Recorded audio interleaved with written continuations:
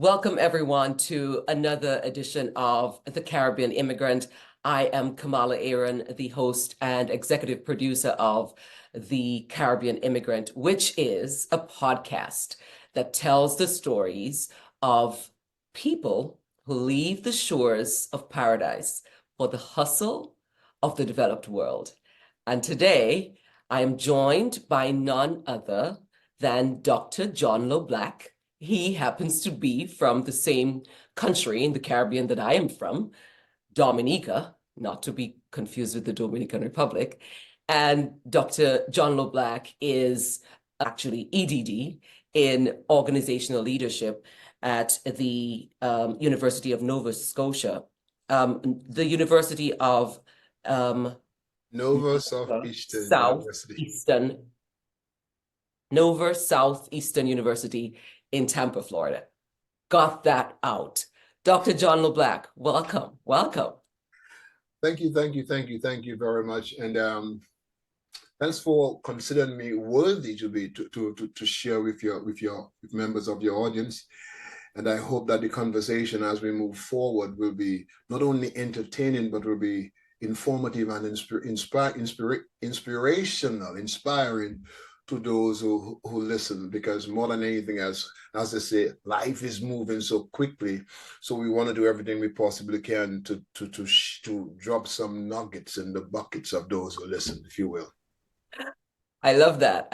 Yes. So from your lips to God's ears, let's do it. Actually, before we get into the meat of the discussion, and you are coming under a series, just so you know, that I am calling Coming to America. So I'm talking to people about their coming to America story. But I'm starting the podcast, each podcast with the rapid fire questions. Okay, 5 rapid fire questions. And I am going to drop them on you. That's cool. Go ahead. They're all very Caribbean related. Okay, so what is your all-time favorite memory of the Caribbean? My all-time favorite memory of the Caribbean was 1978. For the first time in Dominica's history, Dominica won the Cable and Wireless Caribbean Youth Soccer Championship, and I was voted the most valuable player on the team that year. That's my all-time favorite memory. It's something I'll take to the grave. Oh, wow. Amazing. I did not know that about you. What is your favorite Caribbean saying? Cool runnings.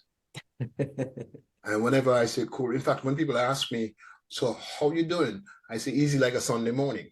But since you asked me that question and from a Caribbean perspective, I'd say cool runnings. Because we have to find ways not to deflect, but to manage what life throws at us and still remain standing.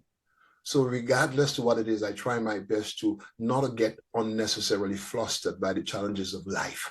So cool runnings would be it. And I love that movie too. Sanga, you dead, man? Nah, man. I like it. So cool runnings. Cool runnings. Who has the best dialect? And give me your best impression of it. In the Caribbean? In the Caribbean, yes. Well,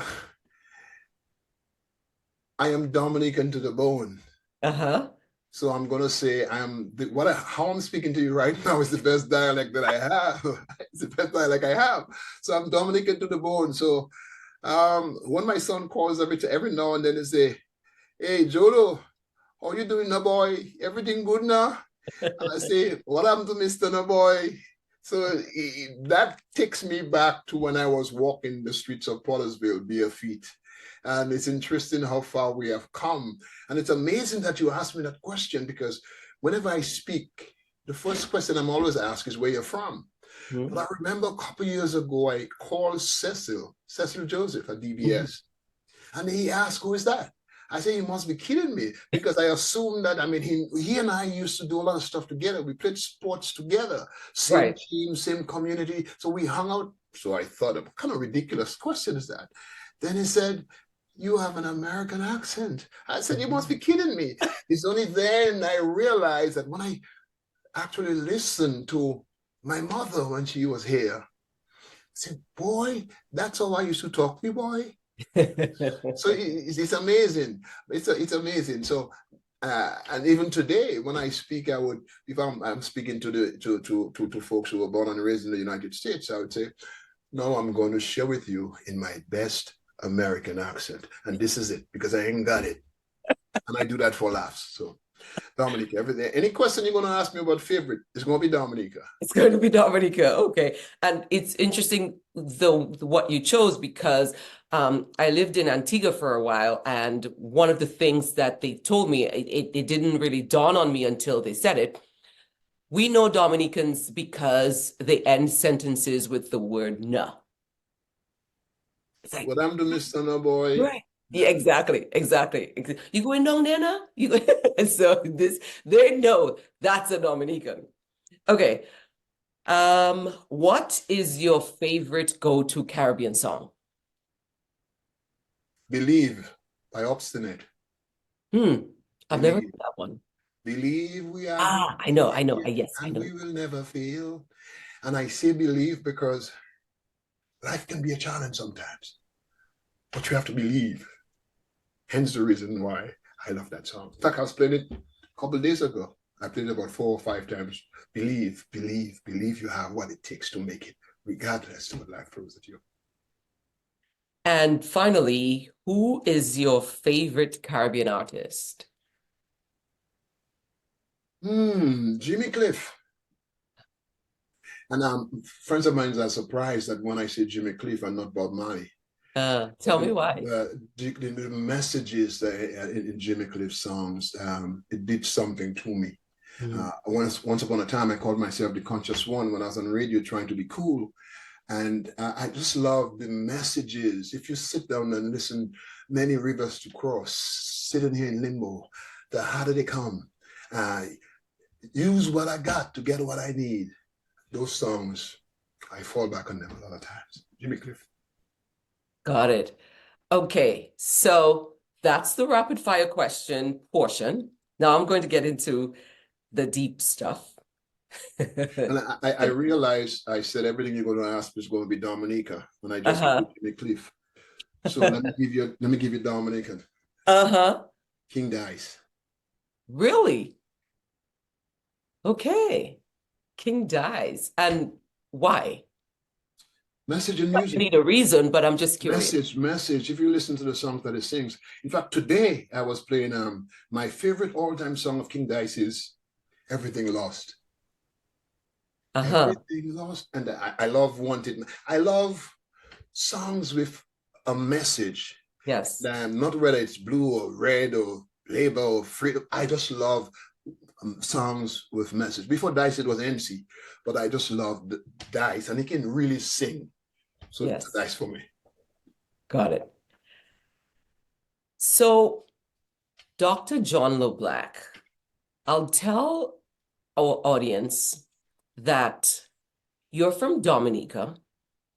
You now are a professor at that Nova Southeastern University in Tampa, Florida. How I knew you is as a broadcaster, especially a sports broadcaster at the national radio station DBS, and everyone called you Jolo. That's how I knew you, and I have a lot of backstories about you because I started working at DBS. That's how I started my media career. And when I was doing, my research on you, I was speaking to my husband, Philbert Aaron, about you, because of course he's Dominican also. And I was asking him to tell me about you. What does he remember? And he said, John, the thing I remember most about John is that guy was so ambitious. And he was so affable. He just always has a smile on his face, and he's always in a conversation with people, and people seem to want to be around him. Those are the two main things that I remember about him. You left your broadcasting career to come to America. Tell me about that. When did you leave Dominica and why? I left Dominica on the 28th of December, 1993. And a combination of things. I'm the last of three children, raised by a single mother. My brother was an attorney and was at the time, so he's been an attorney forever in Florida. And my sister had also migrated. And it was a combination of pressure on my mother to further my education, for one. And at the time also, I would say that I was going for some marital challenges. Mm-hmm. So these two things were the wind beneath my wings that led me to a Midwestern State University in Wichita Falls, Texas. And interestingly, at the time that decision was made, there was an official from Midwestern State University who was traveling the Caribbean trying to recruit Caribbean students to come to the United States, Midwestern State University specifically, Dr. Randy Glean. Mm-hmm. And Dr. Sarando, Minister Sarando, he was the Minister of Education and Sports at the time. And he created an opportunity for me to meet with Dr. Glean. And the rest, as they say, is history. Really? Yes, that's what happened. So the two main reasons you left were pressure on your mom. Is it like financially, would you say? When I say pressure from my mom to move. Pressure to move. Got it. Come to the United States to further my education, because she felt at the time that the United States would provide many more opportunities than there were available in Dominica at the time. Right. And I guess she probably looked at how well my brother was doing and how well my sister was doing, and she felt, well, like President Bush said one time, no child left behind. So she didn't want a child to be left behind, so to speak. So she didn't coin the term, but I think that is what she meant. That and since she was also in the United States at the time, she felt that I should. Did you, before I asked if you intended to go back, can you walk me through that day in 1993 when you left Dominica? It was 2 days after Boxing Day. And I remember at the airport, Duncan Stowe, he and I worked together at the Government Information Service at the time. Mm-hmm. He came to the airport. I left from Canefield. He came to the airport to see me off. And Anthony Richards, brother me, as my boy, was also there. And they asked me when I'm coming back. I say, yeah, maybe 20 years. That's what I said, and I just said it just like that, with no thought at all. And it took me 29 years to go back. Oh, wow. And it's not so much so not wanting to go back, but the nature of the work that I was doing for the most part, I was, teaching, and I didn't want to go to Dominica during the summertime, because summertime is hurricane time. And so that, I suffered from what I call the law of diminishing intention. I intend to. And my mother loves to say that, were it not for the passing of her husband, my stepfather, I would never have gone back. But I'm thinking of going back this Christmas. I'm thinking. So that is so wanting to go back. I wanted to benefit from all the advantages, all the opportunities that the United States provided and continues to provide. So I had to be in a good place to do that. And some people might argue that no is always a good place. But so when I went back, it was interesting, and that since going back, I feel like I should go back as often as I possibly can now. My mom is 87 too, and she's back in Dominica. And my sister has since joined them. My sister spent more than 30 years in the United States, and she has also moved back to Dominica. So, and is your brother also? Where is he? Is he in? My brother is in Orlando. He in Orlando, and he runs his office. He's an immigration attorney in Plantation and Orlando. But going back to Dominica for good, my brother, absolutely not. I don't see that happening. He will visit, but my brother moving back to Dominica for good, and John moving back to Dominica for good. Mhm. I have to figure out what am I going to do. Right. And then if I can continue doing my training and development from Dominica and be comfortable, then I would have to. And also, my wife is an American, Mhm. and knowing her the way I do, and what we have, what Tampa offers, I can see her going to Dominica for 2 weeks, and maybe after a couple of days, she's saying, "I think I want to go back." Yeah, we gotta go back.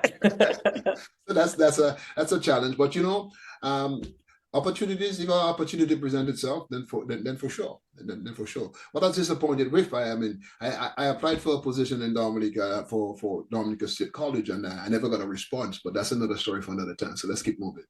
Wait. Did you apply for the The, president of the state college? yes, and the vacancy is still vacant. Yes, but that's another story for another time. So let's not No, dive. that Let's leave that alone. Let's keep on yeah, moving. let's leave that alone because that you just spilled some tea all over the floor right here. Just so you let's know. let's leave that alone. Let's leave that alone for now. But here's what I want to find out. So you were working at the national radio station for the sake of the audience. This is without question the most prestigious radio station in the country. It's the national radio station. It's the place where people really say, okay, if it did not happen, if we did not hear it there, we're not sure that it really happened. It has that level of authenticity to the masses. So, and you were pretty well known, you were the sports guy at the time, the sports editor. So it seems as if you had a pretty seemingly a good career and a good life, but you still seem to want more. Tell me a little bit about that. What made it like that was just not enough, so to speak? Well, I'm not sure if I ever thought about it that way. At the time I left Dominica, I had already moved on from DBS. I started at the Dominica Broadcasting Corporation's DBS Radio in 1985. Mm-hmm. And we separated, we're gone our separate ways, I think in about 1990. 1990, I worked at mapping for a little bit, and then I worked at the Government Information Service. And the Okay. Government Information Service, together with Harry Roy, may his soul rest in peace, Anthony Richards, Cecil Shillingford, and Duncan Stowe, and our awesome secretary at the time, her name was Terry. She was awesome. So we had we had a tight unit, and I really, really enjoyed that. In fact, I left Dominica about a month or two after Anthony Richards and myself visited Taiwan for Taiwan's Double 10. So it was good. But like everything else in Dominica, you can only get so far. Mm-hmm. So not so much in terms of chasing greener pastures as a reason for living, but you can call it that. You feel like you have so much more to offer because from time to time you ask yourself, is this it? Is this all I've got? Yes. How far can I go doing what I was doing? So that you can say was the nexus for me moving and joining my siblings, if you will, but not joining them in a physical sense, but being where they are. And if they could create better lives for themselves through education, then maybe the odds were in my favor that if I apply myself, I could do that too. So it's more question of wanting to get as far as your potential could go, because one time in my life, school was not something that I liked. I Right. skipped school more than I attended school for a little period. All I wanted to do was play soccer because growing up in Pottersville and later Bath State, soccer was about the only thing that anybody told me I was good at. Wow. So I gravitated towards that. And now, after studying the influence of expectations, the power that a positive word can have on you, I realize that oftentimes we are our own worst enemies when it comes to our children, Mm-hmm. when it comes to the students that we teach, in terms of what we say to them. So for me, it was trying to see how far I could go from an individual perspective. And over the last 15 or so, how much more can I give to others from what I have? And that's more on the inside than anything else, than the material stuff. Very interesting. So you now live in Tampa, Florida. Right. Is that where you landed when you first came to the United States? I first came to the United States in 93. Here's what happened. My destination was Wichita Falls, Texas, a small city of about 100,000. I stayed in Miami by my sister for 2 weeks. And then I took the Greyhound bus. And that was an interesting ride. About 36 hours to Wichita Falls, Texas. So I stayed in Wichita Falls, Texas at Midwestern State University for 4 years. The first 4 years in the United States. The next 2 years, I moved to San Marcos, Texas to pursue a master's degree in human resource management at Texas State University.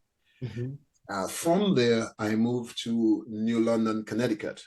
And the reason for that is, at the time when I was pursuing my master's degree, I had what they call a Good Neighbor Scholarship.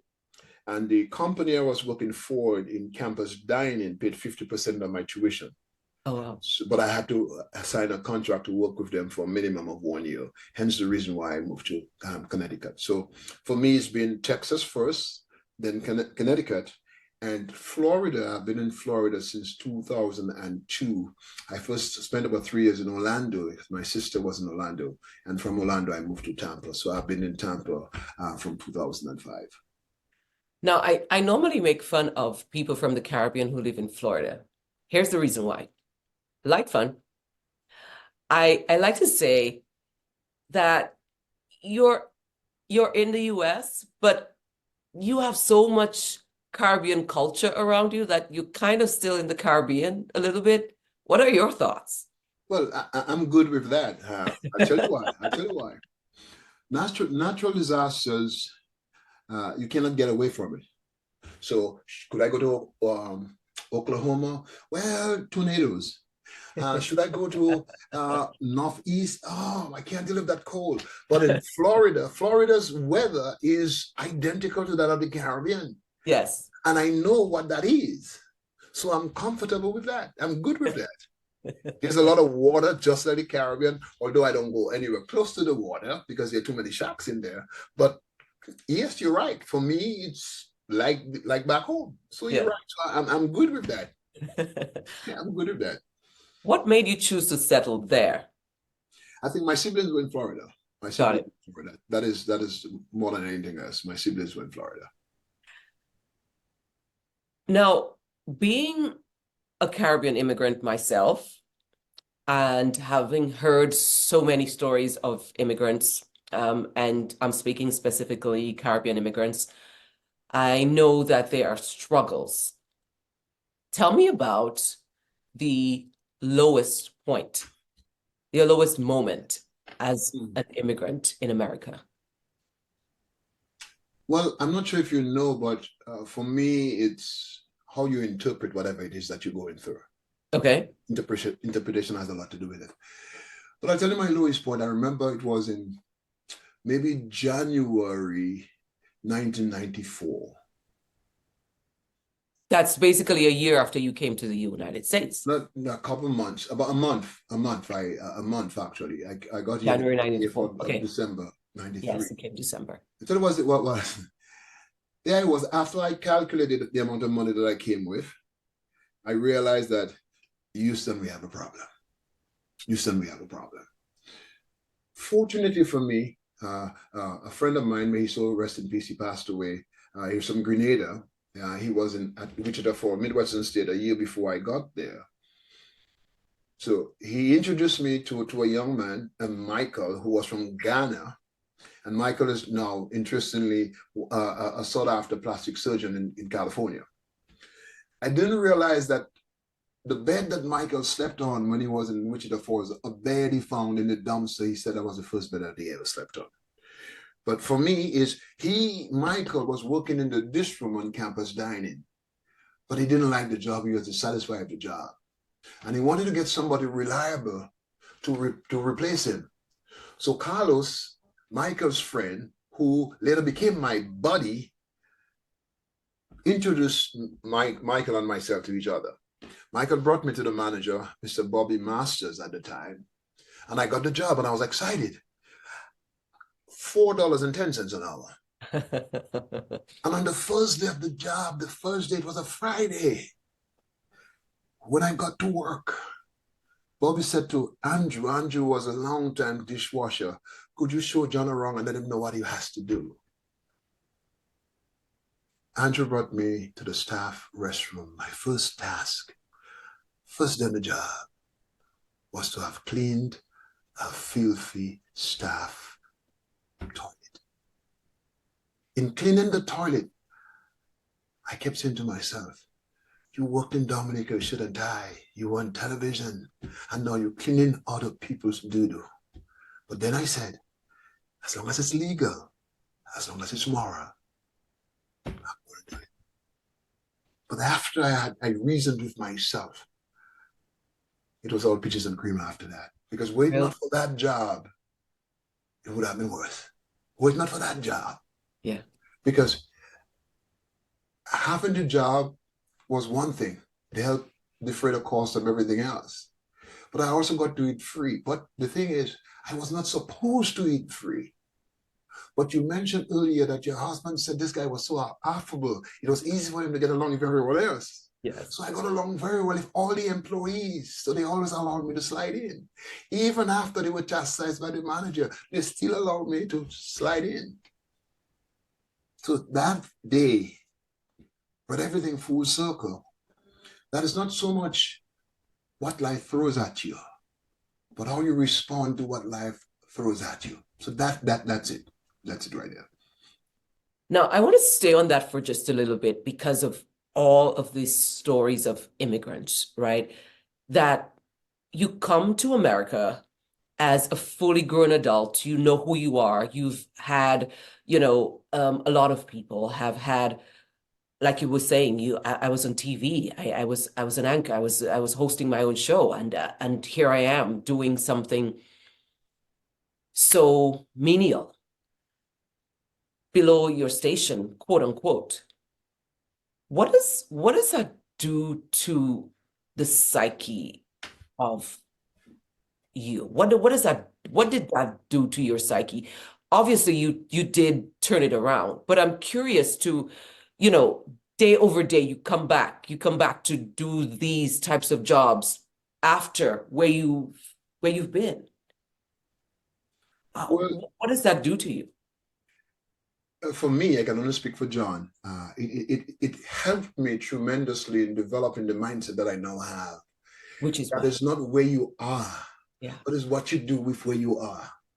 I say that because were it not for that job, I probably would not have gotten the full the 50% tuition paid by the company after I moved from Midwestern State University to Texas State University. Because the good news is, yes, it was a different company at Texas State, but it happened to be the same manager who hired me when I was in Wichita Falls. Mm. But then when I got to Texas State, I was working in campus dining, but I was no longer doing dishes and no longer doing toilets. I was a student manager. Got it. So I used what I had to get to where I wanted to go. Sometimes what happens to us, we allow what life throws at us to knock us down. But there are so many different ways we can respond to whatever life throws at us. So we always have to keep asking ourselves, the response or my interpretation of X, Y, and Z, is this the only way I can interpret that? Mm. If the answer is no, then the question is, how else can I interpret it? Who else has gone through what I'm going through and come out shining on the other side? Can I meet them? Can I have a conversation with them? And the thing is, I think I learned hard work from my mother. My mother washed clothes at the Princess Margaret Hospital for 27 years. Oh, wow. So I understood what that was. What was your relationship like with other Caribbean students, immigrants there at the school when you first came to Wichita Falls? It was fantastic. The good news is there were about 60 of us there. So we had our own Caribbean student organization. So we looked out for each other. The Right. good news is I was roommates with two other Caribbean girls. One I grew up with, Rosamond Blanchard, and Hmm. another one, Natasha from St. Vincent. So So pause a minute. You said Rosamond Blanchard. yes, was my Um, roommate, yeah. okay. That's The daughter of the former superintendent of police in Dominica, Desmond Blanchard. so okay. And Got and Rosamond and myself grew up on the same street, couple of houses from each other in Pottersville. So okay. I was away from home, but still from home because there were Grenadians, there were St. Lucians, there were Dominicans. So we had our own thing going on. So we never went hungry because there's always someone else that we could go, somewhere else that we could go to get something to eat. So that program was a godsend. And I'm not sure if it's hundreds, but quite a few Dominican students have since benefited from that same program, So that helped a lot. So I was away from home, but home. Wow.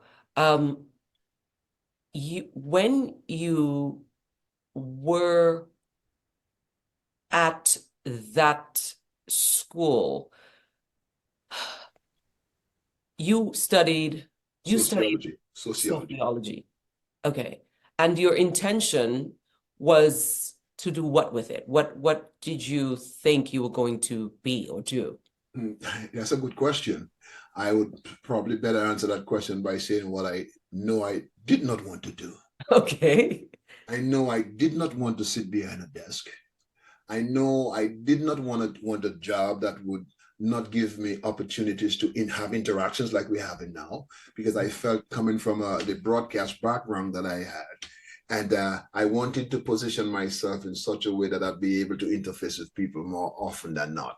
And Mhm. sociology offered me oodles of opportunities to do that. So I'd be lying to you if I say to you that I knew definitively exactly which direction that I was going. I know which direction I didn't want to go. But I'm happy with how everything turned out, because I don't want to do anything else now but helping people move from zero into heroes. I want to help people see that there's so much more in them that than they have accepted. So, and sociology has contributed immensely to that in terms of what it has opened out for me, to the point where my daughter is now pursuing a doctoral degree in sociology. So it has done sociology, not knowing which direction I was going with it, but knowing which direction I wanted to run away from. Interesting. And now you do corporate training, executive coaching, nonprofit consulting, team building, leadership development, life coaching. Are you in your happy place right now? Oh, absolutely. I don't want to do anything else. And when I hear people talk about retirement, retirement is a man-made thing. I know. And unfortunately, those who have said to us that we should retire at X age continue to work when they're 80, 90 years old. I think if you find, And for the top jobs in the country. you're right about that. So I want to do what I'm doing now because there's nothing better, I think, than seeing the light being turned on. Yeah. Maybe through a word that you shared with someone, a question that you might ask someone and say, the eureka moment, they got it. I think that's the best job anyone could have, to help someone find their way, not by you telling them which way to go, but by asking them the question, a particular question or a series of questions. I say, wow, I never saw it that way. I never saw it that way. So yes, 100%. I could do what we're doing right now forever. I love this stuff. I love this Did, stuff. do you, if you had to do coming to America again, would you do anything differently? Well, it's hard to answer that question, and I'll tell you why. Because what I know now, I didn't know then. Mm. So if, and I'm going to use the word Mhm. if America was still open in the way like it was, if America still afforded us the opportunities to grow and to make something of ourselves like it did, the answer would be yes. The answer would be yes. But it's difficult to answer that question any other way because I'm in a different place and a different stage. And now I have the information, more information at my disposal compared to when I left. But if everything else, if we can say, if everything would remain equal, the answer would be yes. So let me slice that a little bit thinner. Within a month or so of coming to America, you figured out, Houston, we have a problem financially, for example, which sets up everything else, really. So from a financial point of view, do you think that people should have all their ducks in a row before moving to America or being an immigrant at all? Wouldn't that be beautiful if we have all the ducks crossed and all the T's crossed and our I's dotted? I would answer that question by saying it all depends on the makeup of the individual.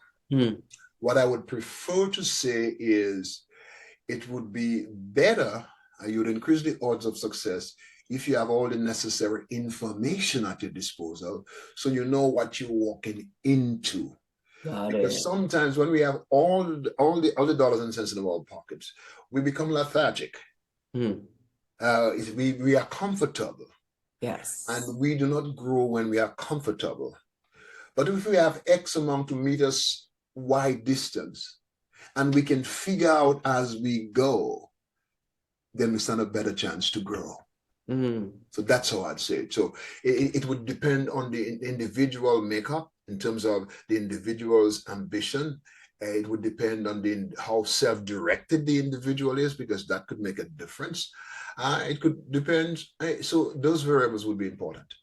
Yes, it wouldn't be nice that you don't have to just come out and cross your legs. You have everything is taken care of. Well, and some parents are able to do that.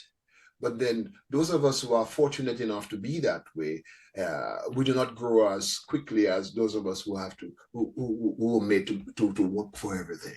Yes. So it depends. It depends. Caribbean people, Caribbean immigrants in America, I say they live a double life. They are here where they live, but they are fully plugged in to what's going on in the Caribbean. They're listening to the radio, they participate in talk shows, they go back home every year or so. What is your double life story living in America as a Caribbean immigrant? You mentioned it. I listen to DBS as often as I possibly can. In fact, only DBS. Oh, yeah. And I listen to my buddy Matthias Peltier at QFM. Okay. I listen to Matthias, and I like controversy, and sometimes Matthias is a vehicle for that. He fans it. He fans it all day. Yes.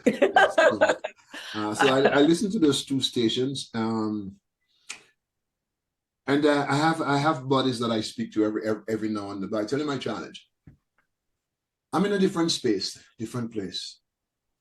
And I hate negativity. And sometimes I feel that's all I get. Yes. And when I get that, I'm very quick to turn off. So if you're a friend of mine and we have had conversations, one-on-one conversations, and the genesis of our conversation is all what's not happening, all what I cannot do, and you're not gonna get. It'll take me a while before you get another call. Yes, I want to know what's going on, but I want to know what's going on without judgment. Just tell me what's going on. Right. Yeah. So that's where I'm at. But I'm very Caribbean in terms of the music I listen to, in terms of the foods that I eat, in terms of the ingredients that I put in the foods that I cook. I'm very Caribbean because I came up here as an adult. And I think outside of the opportunities, I don't think America has anything on us outside of the opportunities. That's it. But isn't that such a huge part of setting people up, though? Well, it all depends. It all depends again. I think again, I don't want to put everybody in the same bucket. Some of us do very well with limited opportunities. Mm-hmm. Some of us do better with expanded opportunities. Some of us just easy like a Sunday morning, and it's just cool. So it all depends on one's ambition, one's desire, one's outlook, and it all depends what opportunity means to you as an individual. Some people are satisfied getting an associate's degree. Some want more than that, and they want to get a bachelor's degree. Others want, that's not enough. Let me get a master's. Others want to get a doctoral degree. So it all depends on what your ambition is, and some come up here to get the education so they could go back home and make a contribution. But what happens sometimes when we go back home, we get the impression that home does not really want us to be there because our ideas are different. And we were not there in the Guaye, so why should we want to listen to you now? You know what I'm talking about. I'm seeing this on your face. Yes. But tell me, what do you make of that dynamic?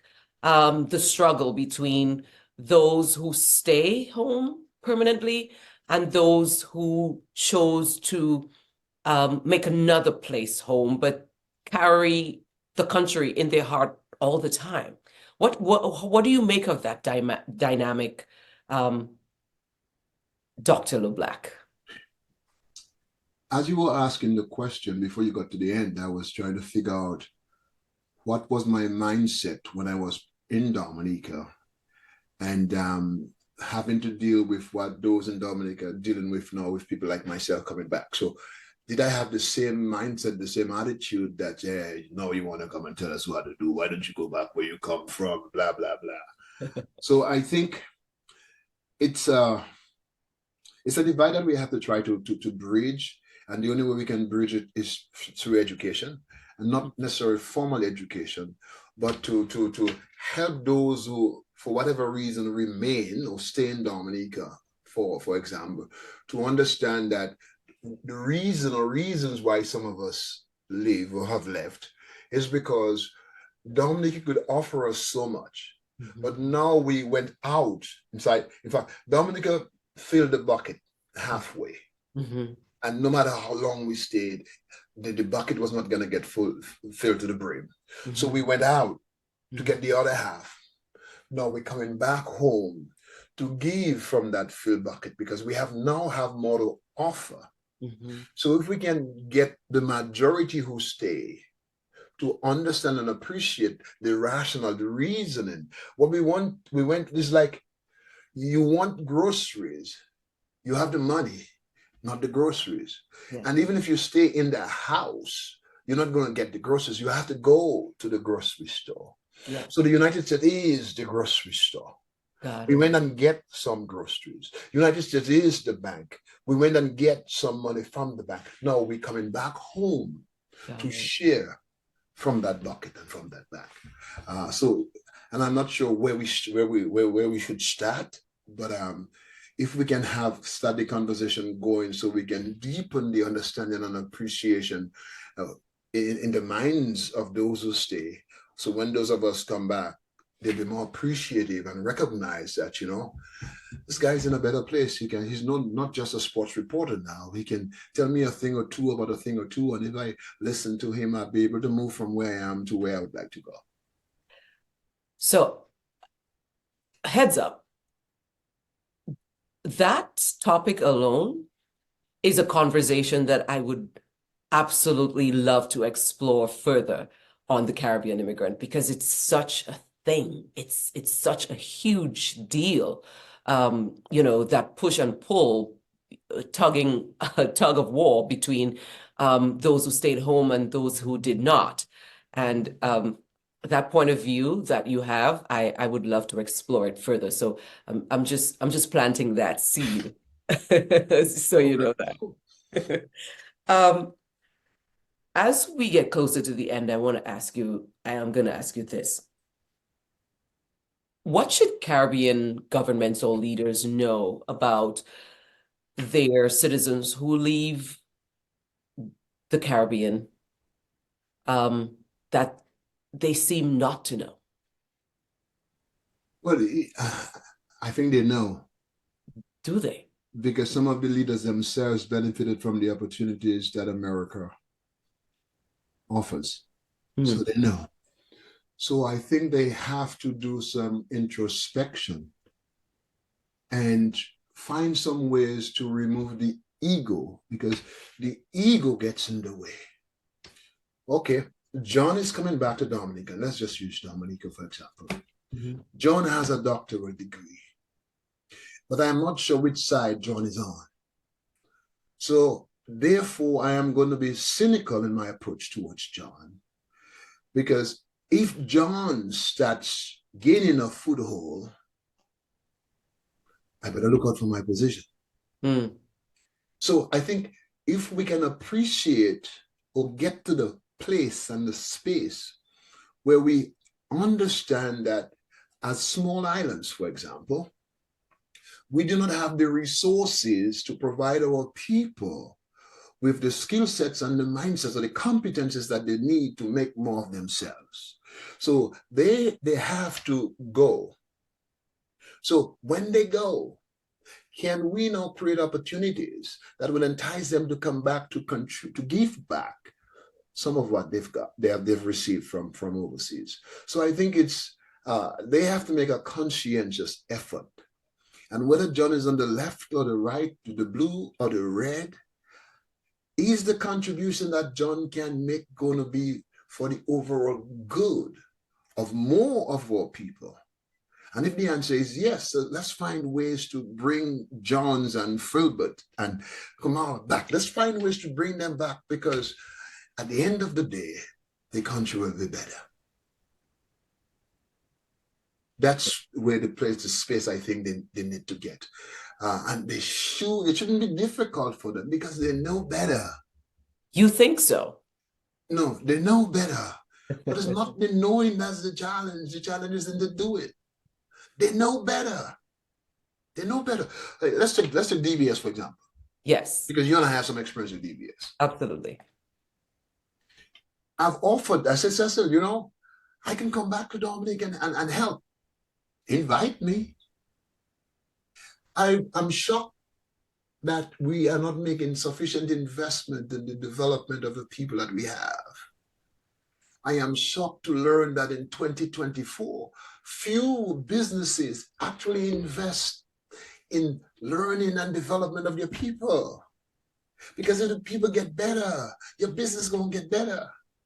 If the people get better, the customers going to be more satisfied, because the workers now in a better place to serve the customers in ways that you would love them to serve the customers, but they just don't know how. So we know, but we want to secure our safe haven. And that's just, if we can move the ego out of the way, because we say we love the country, don't just say it, show it. Invite nationals with the expertise that we need to come back home. Yes, you might tell me that we can't afford to pay them. That's what you might tell me. But did you ask them?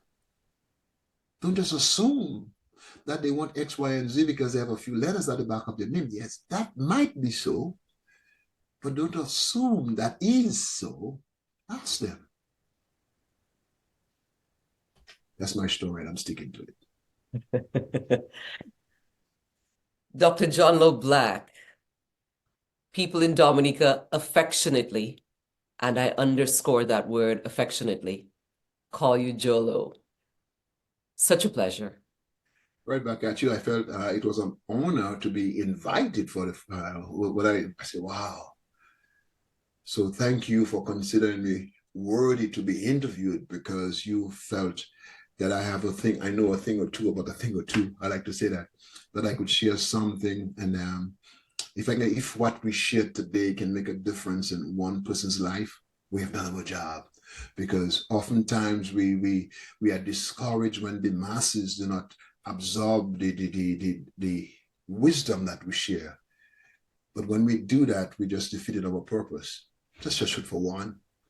And if we can get one person, one governmental official to say, you know what, that makes a lot of sense. Why don't we try that? So if they call me tomorrow and say, we'd like you to come and revamp our government information service. Would you consider it? The answer might be yes. What if, well, I ran a $5 million university campus. I was a university campus dean. I didn't get a call back when I submitted a resume for the president of Dominica State College. Wow. But that's okay. But then you tell me that you would like Dominican professionals in the diaspora to come back home. Really? Do you want that? But that's another story for another time. Let me not get you involved in politics. I know where your husband. No. I You know where know your what? husband sits. So I know where your husband sits. So I don't want him to call me and say, "Look, what you doing? What you saying? What you saying, man?" So let's leave that alone. Let's leave that alone. And I'm going back to Dominica for Christmas, and I don't want, when I get to the airport, I do not want them to give me, you only have 2 days to stay, so I better watch what I say. Dr. Loblack, I am a political animal. I make no bones about it. I've been crucified for it, quote unquote, professionally. But I make no bones about it. I love politics, and yeah, we could talk about this all day long. We really could. And like I said, there are many more conversations that I would love to explore on this platform, and I look forward to having you again on another discussion. This time we got your story to coming to America. It may be something else, another opportunity, but it was such a pleasure hearing your story. So hopefully it might be, this is coming to America. The next one is going back to Dominica. But thank you so much. I appreciate it, and I wish you more success. And if as you travel that road, if there's anything you think I can do to help augment what you do not hesitate. I'll be more than willing to help a sister grow and become all that she can become. I appreciate you. I appreciate you right back. I am Kamala Aaron, and we'll see you next time on The Caribbean Immigrant. Be well. Thank you so much. Bye bye.